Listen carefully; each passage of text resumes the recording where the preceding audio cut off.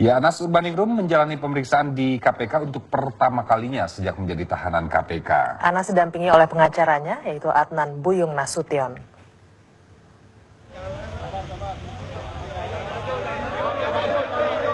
Hari ini Anas Urbaningrum menjalani pemeriksaan perdana di Komisi Pemberantasan Korupsi setelah dijebloskan ke dalam tahanan hari Jumat minggu lalu.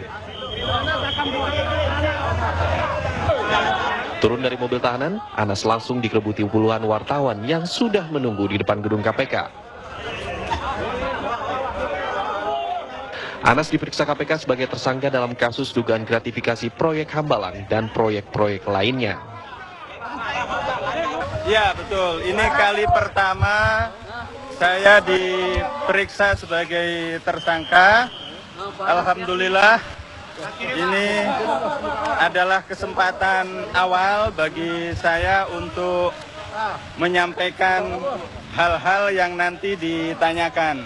Saya berharap ini jadi alinea awal untuk menemukan keadilan dan kebenaran. Terima kasih ya. Anas lalu digiring petugas memasuki ruang tunggu steril KPK. Pada tanggal 10 Januari lalu, KPK batal memeriksa Anas karena pada saat itu ia tidak didampingi oleh kuasa hukum. Namun kali ini, Anas didampingi oleh pengacara senior Adnan Buyung Nasution. Menurut Buyung, kasus yang menjerat Anas ini syarat dengan unsur politis. Karena perkara Anas ini kan ada nuansa politiknya, ya, karena itulah saya merasa perlu mendampingi Anas. Ya, apa buktinya nuansa politik? Saya kira semua tahu kan. Dari Jeddah itu tanah suci, Presiden SBY meminta KPK supaya menyelesaikan perkara Anas. Ini kan suatu perintah. Ya, seharusnya KPK menolak perintah-perintah begitu. Tapi oke lah. Selain Adnan Buyung, Anas juga didampingi beberapa pengacara lainnya. Di antaranya adalah Firman Wijaya, Patra M. Zain, dan Karel Tikwalu. Dari Jakarta, Hana Puspita, Agung Dul, TV One mengabarkan. Ya, dan kini kita menuju ke gedung KPK. Sudah ada rekan Hana Puspita yang akan mengabarkan bagaimana pemeriksaan terhadap Anas Urbaningrum. Hana. Ya, pemirsa, hingga sore hari ini mantan Ketua Umum Partai Demokrat Anas Urbaningrum masih menjalani pemeriksaan di dalam gedung KPK.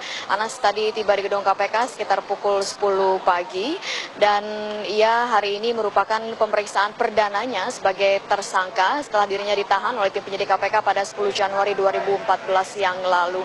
Dan tadi berdasarkan keterangan dari kuasa hukum Anas Urbaningrum, yakni Adnan Buyung Nasution, menjelaskan bahwa tadi dirinya menginstruksikan kepada Anas untuk bungkam saat ditanyai oleh penyidik dengan sejumlah pertanyaan. Alasan Adnan Buyung Nasution menyuruh Anas untuk diam adalah karena hingga saat ini tim kuasa hukumnya belum mendapatkan kejelasan dari tim penyidik KPK mengenai surat panggilan pemeriksaan terhadap Anas yang disebutkan bahwa Anas diduga menerima gratifikasi terkait proyek Hambalang dan atau proyek-proyek lainnya. Dan kata-kata dan atau proyek-proyek lainnya inilah yang masih menjadi tanda tanya bagi para kuasa hukum Anas Urbaningrum dan mereka masih meminta kejelasan dari tim penyidik KPK.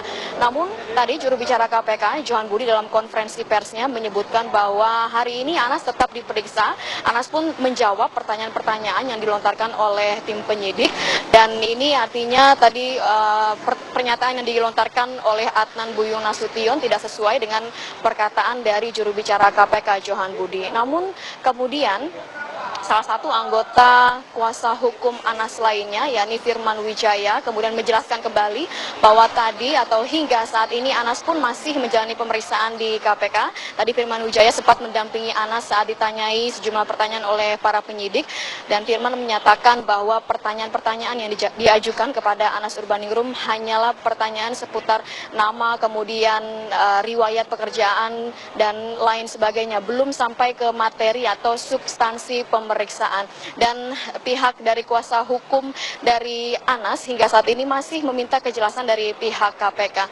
Dan selain Anas Urbaningrum, hari ini KPK juga memeriksa Wakil Gubernur Provinsi Banten, Rano Karno. Ia diperiksa sebagai saksi untuk tersangka Akil Mukhtar. Dan perkembangan terbaru mengenai Akil Mukhtar ini tadi, Humas dari BNN, yakni Sumirat, mendatangi gedung KPK. Ia menyatakan bahwa hendak memeriksa Akil Mukhtar dalam kasus narkoba. Pada saat itu di ruangan kerja Akil Mukhtar ditemukan beberapa linting ganja, dan tadi Sumirat menyatakan bahwa Akil Mukhtar ditetapkan sebagai tersangka karena ia diduga sebagai pihak yang memiliki, menguasai, ataupun juga diduga sebagai pihak yang menyediakan barang-barang haram tersebut kepada pihak lain. Namun saat ditanyai kepada KPK, dan KPK belum dapat memastikan hal tersebut kepada BNN.